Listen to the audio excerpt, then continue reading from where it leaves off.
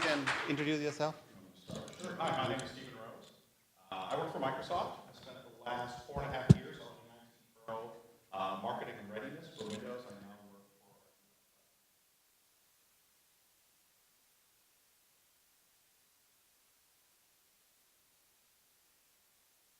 for. I'm Robert Williams.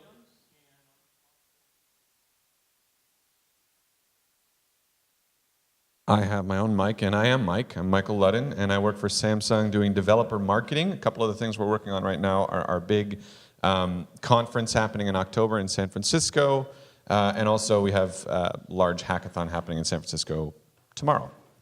Great. Should we do the standing, or should we sit down? Let's sit. Well, thanks, Pete, and thanks, Mac, for inviting me to moderate this panel. I was just coming before on stage. I was just calculating the market cap represented by these three, and it's over $500 billion. So it's it matters a lot what these guys do in the ecosystem, and looking forward to the discussion. I guess the first and foremost question I had in my mind is, it's the attention for developers' time is very finite, and they have finite resources. If you look across broader ecosystem, taking apart some of the top developers, but kind of the new developers coming into the ecosystem.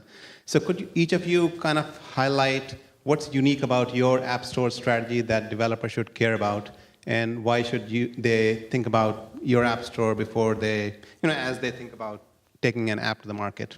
So maybe Mike, you can start. Sure. So Samsung has an app store called the Samsung App Store. It's primarily Android right now. We used to have one on Bada. I don't know if you guys have heard of Bada. It was a Samsung operating system. And there's a version of it for smart TV. Really the strategy around that is not one of exclusivity. It's more, at least the way I position it to developers in the US, is that it's a way to expand your reach. It's free. There are some rev share opportunities with the Samsung App Store. So we have a deal with Chilingo, which is now owned by EA, to give 100% revenue share to developers who have an indie game that they list through this process. Some people say, well, 100% of 1% market share is still not very much. And to that I say, well, it's more about, and in general, when you're thinking about app stores and where to put your app, I always try to tell people to think outside of the iOS App Store box, because every developer in the world is thinking about how to become number one on the iOS App Store or Google Play, but primarily that still, because everybody talks about the monetization factor, even though the disparity is disappearing over time. But really it's like winning the lottery. Only a few are going to do that. So there are other opportunities, especially on Android, with the Amazon App Store, with GetJar, with Samsung apps, and with other local carrier stores and other independently owned and operated third-party stores, where you can get exposure in markets that are much more ready to have your app be discovered. For example, an example I like to give a lot is, does anybody know what the #1 most popular app store in Korea is? And no, I'm not going to say the Samsung App Store. Does anybody know? No? It's actually the T Store. Has anybody heard of the T Store? Nobody? You have? Okay, yeah. So it's operated by a telco in Korea, and the reason it's the most popular is not because it's preloaded on every device. It's not. Google Play is. It's preloaded on about half of Android devices because they have about 50% market share. The reason it's the most popular is because it has the most localized content first, and it's usually at a discount compared to a lot of the other app stores. So if you want to go big in Korea, if you have a game that you think would play well in that market, you probably want to think about the T Store, but I doubt most of you are, right? So, since none of you said you knew anything about it. But the idea is, with the Samsung App Store, and with many of these stores, you can reach areas. It's very hard, by the way, for me to gesticulate with one arm, so I'm sorry if this is really awkward. But you can reach areas that you can't reach with other app stores. So the Samsung App Store is available in places in China where the Google Play Store is not preloaded onto devices or not available. So I just always encourage developers to think outside the box. Is the strategy more focused around, Google App Store is not really working in a territory, and that's the positioning? Yeah, so the other aspect of it is it's more of a curated experience. So it's meant for Samsung devices. So there's a larger QA process. It takes a little bit longer, maybe 3 to 7 days. But that's actually free QA, so that's a good thing as well. And we think that, we want to make sure that if an app is listed on the Samsung App Store, and this is the idea anyway, that it works well on Samsung devices. So if it's on a Galaxy S3, it's going to work on that Galaxy S3. So we build trust with the customers that buy our devices, and so they go to the Samsung App Store because not only because it has every app in the world, but because the apps that are on there, they know are tested and work on our devices. So that's another angle that we take with developers. Robert? Sure. Well, first of all, I think one of the things that we do that's really unique is Amazon prides itself on being the most customer-centric, customer-focused company in the world. And we try very hard to uphold that in everything we do. And for Amazon, we view developers as customers. So you're all immediately first-class citizens in the Amazon App Store, and we work diligently to make sure that we do for you as much as we can to help you achieve their goals. And that could be reach, it could be monetization, it could be brand elevation. There are a lot of reasons that developers and publishers put apps in our store, and we understand they're not all the same, and we try to accommodate across many of those vectors. Some of the things that we do that are fairly unique that help monetization, ironically, one of the ones is free app of the day. So by helping you give away your app for a day, we really elevate your profile, and we have data that shows that downloads and monetization, not only in our store but in other stores, really ramp up in the few weeks following the time when you're promoted as free app of the day. What's the uplift on average you see from that kind of promotion? Well, I don't want to get carried away, but we'll see like on the order of 1,000% increase in downloads, and then it starts to tail off after that. But you get a really good spike in the next couple of weeks as awareness goes up. A lot of it is word of mouth. So the people that get it for free, if they like it, they tell their friends and family, and you get a multiplier effect. Amazon curates or selects, or there's a competition? We curate it. We work in partnership with developers. We run it as a global program on some days, and on some days it's a regional or a local program where the free app of the day in Japan might be different than the one in China or the US. Okay. A few other things, I'll try to give Stephen some airtime here. Game Circle, in-app purchase, Amazon coins. We've had millions of dollars of coins redeemed for apps, which comes at our expense and to the benefit of the developers because rev share doesn't change for you. And we have a pilot program, in-app purchase of physical goods, where not only can developers sell digital items in-app, but also physical items that then are fulfilled through Amazon, which it's not a commercial program yet, but we think there's a lot of potential there, and Amazon's uniquely positioned to facilitate that for developers. Oh, sorry about that. It's all right. So we get to be the underdog, which is a great place for us to be right now because it means if you're developing apps for the Windows platform, you get your app seen because we have millions of apps, not a billion apps in the App Store, a billion apps sold. And so there's a bit greater chance for people to find what you're looking for. We did a major overhaul of the App Store with Windows 8.1 so that people could find what they're looking for easier. We set up automatic updates in 8.1, so as soon as you turn on your PC, if you're not on a metered connection, those apps are going to update. But that's not where we really see the future. It's great for consumers.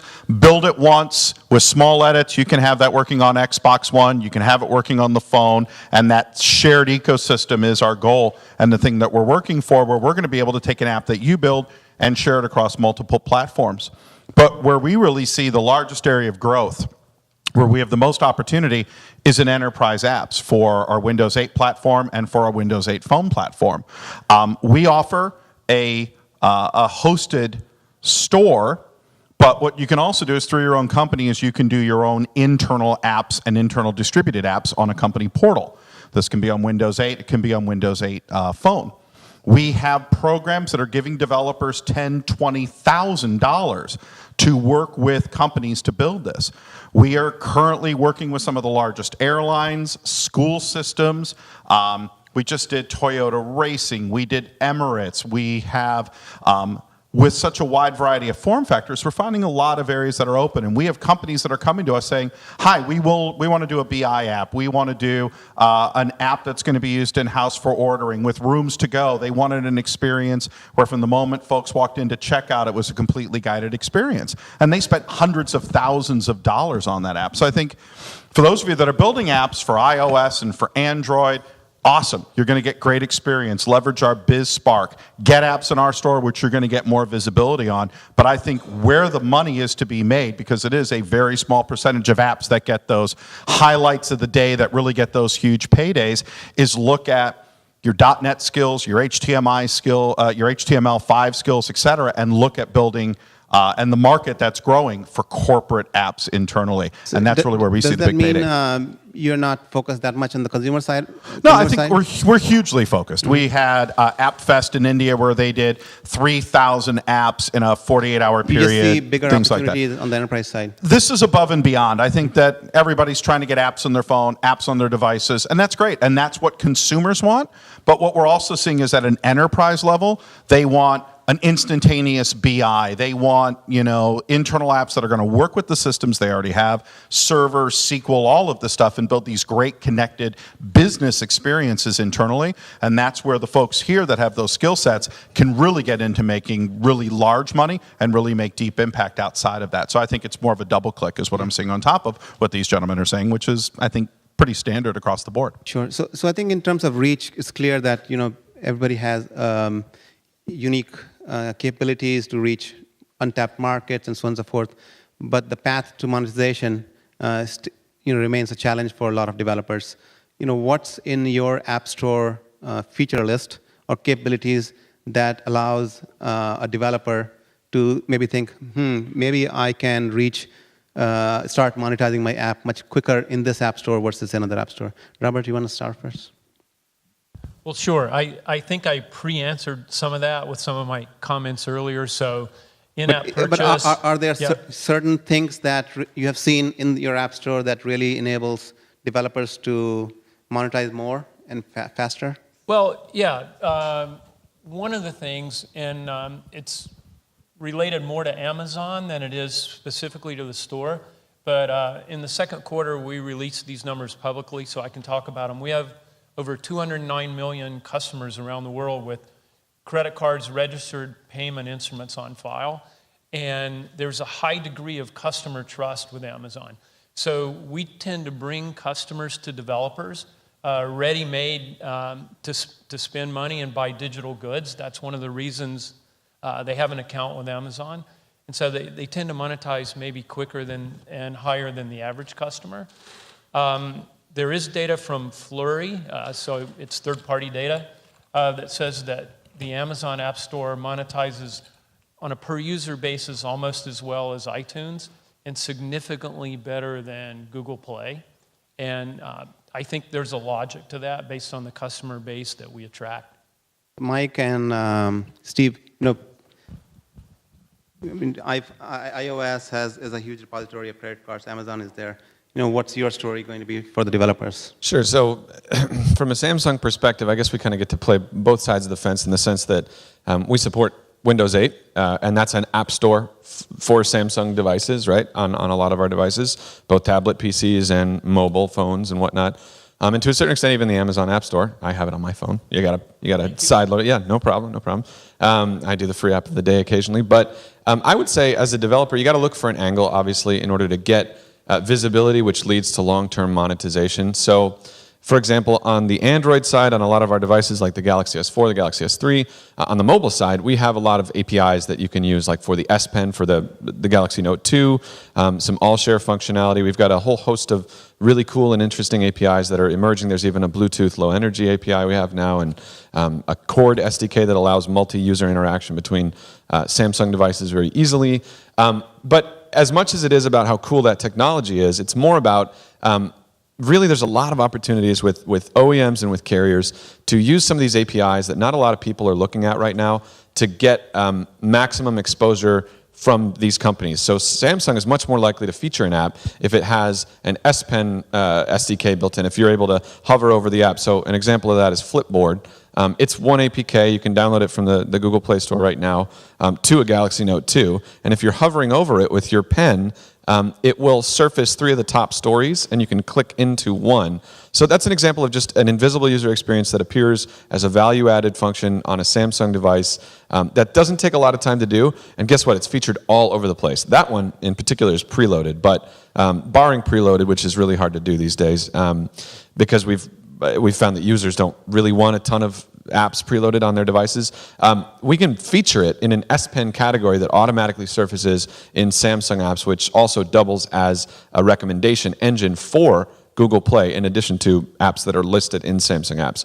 So just to kind of crystallize that, I think as a developer, you have to think of an angle where you can get an OEM and or a telco on board with what you're doing so that they want to trot you out as a success story for them, and then you get a ton of instant visibility for very little work. And that leads to long-term monetization. Downloads are what people are really after because you want people interacting in your app, not just Samsung to pay you $5,000 and then you go away and you never make another cent. So I think the visibility aspect is a little undervalued when you're talking about monetizing your app, and I think working with telcos and with OEMs and with the various device makers and OS makers as well. You should think about emerging OSs like Tizen, like even Mozilla's new OS, things like that, where there's really not a lot of competition, right? And people want to feature new apps. Speaking of Tizen, does this confuse the market a bit more? There are already plenty of app stores that developers can choose from. So why worry about Tizen? So a little bit of backstory on Tizen. Tizen is an open source Linux-based OS that you can use HTML5 and other web technologies to deploy apps natively on. And Samsung is one of the key contributors. We've announced we're going to come out with Tizen devices. And really, no, it's always been part of the Samsung strategy to have diversity. We've got Windows Phone, we've got Android, we had Bada.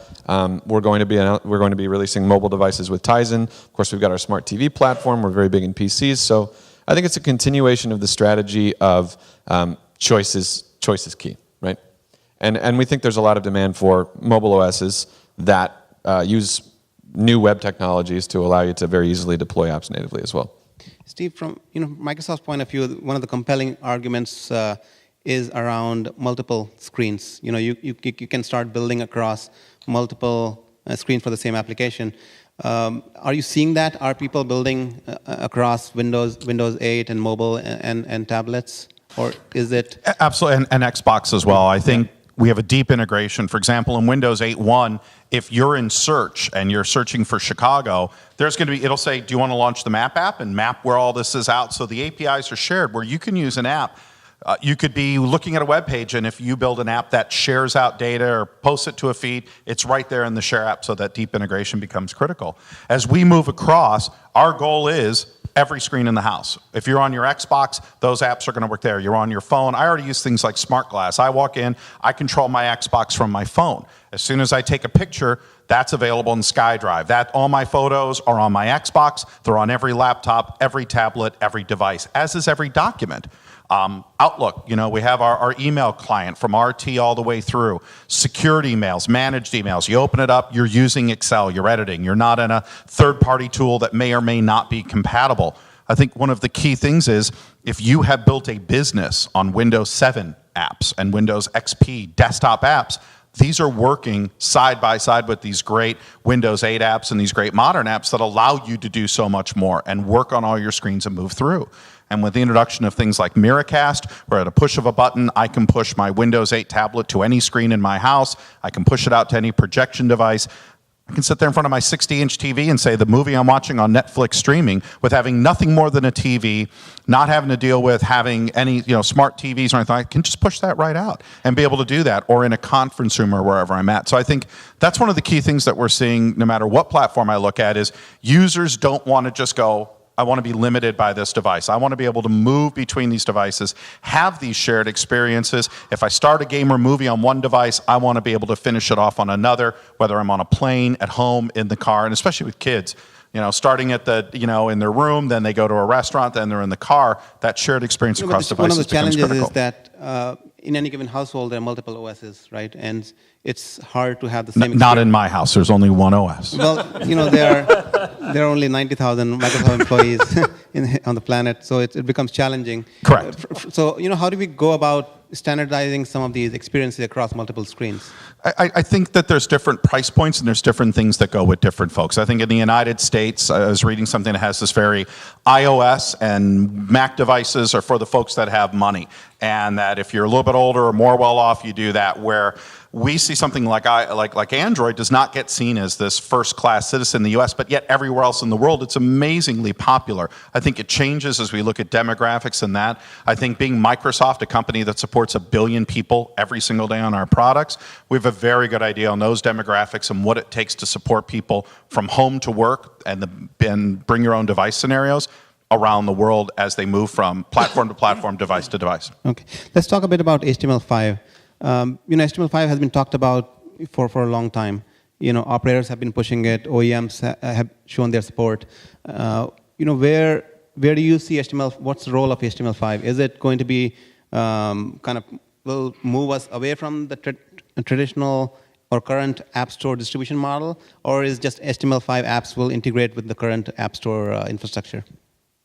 Well, I don't know if you saw the recent press release, but Amazon recently announced that we have an HTML5 store now. So we've elevated HTML5 to a first-class citizen. So is it a separate store, or is it just part of the same? No, it's the same store. Same store. But we've elevated it to a first-class citizen. So you can create HTML5 cross-platform apps, put them in our store, and they'll have all the same benefits, marketing, exposure, et cetera, as the native apps. Our view is HTML5 is still emerging a bit. The standards haven't been totally settled or anything, so it's going to be a fluid environment for a while. But we thought the time was right to get started. It's not a panacea. There are a lot of things that you need a native app to be able to accomplish. And so we look at it as, well, I'm going to borrow a phrase from Stephen here, is like a double click. So it adds capability, it adds opportunity for developers, it brings new value to customers, but I don't think I would be ready to say that it's going to replace native apps. I think it's complementary at this point, and that's the way we're treating it. You guys disagree? No, I know it'd be good for the panel if I did. I don't disagree. No, please disagree. Yes, I they'll have disagree. more fun if we get in a fight. Yeah.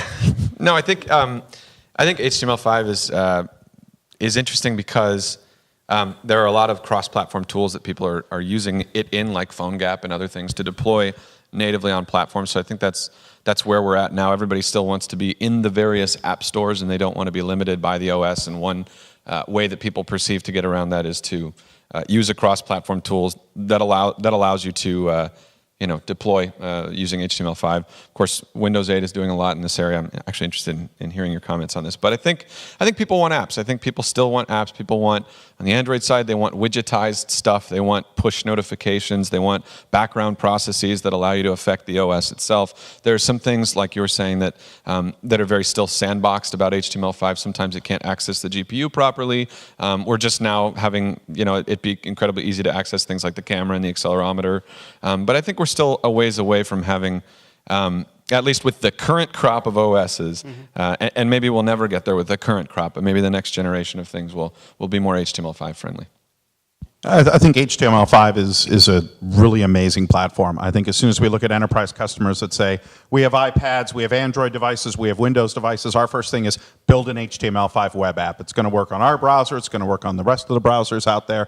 It's a solid platform, it brings instant updates to those users, and it works across. Once we find people that say, this is great, but I need an offline experience, absolutely. I think HTML5 is bringing a lot of great feature functionality. It's bringing levels of secure coding, which is great to see. It's reducing the points of attack for people that are looking to start to hack apps or change that, and I think it benefits everybody. It's a direction that we're moving across all of our platforms. Everybody else is. It's very much becoming the standard, and I think as a developer, great to know .NET Visual Studio, but HTML5 is definitely that path for success as you look at offline, online experiences across all these devices. And I think just to add to that, so the latest platforms that are out there are all HTML5 friendly. I mean, you look at Firefox OS, and you look at Windows 8.1, you look at Chrome, Tizen, all of them, yeah. Chrome, yeah, all of them.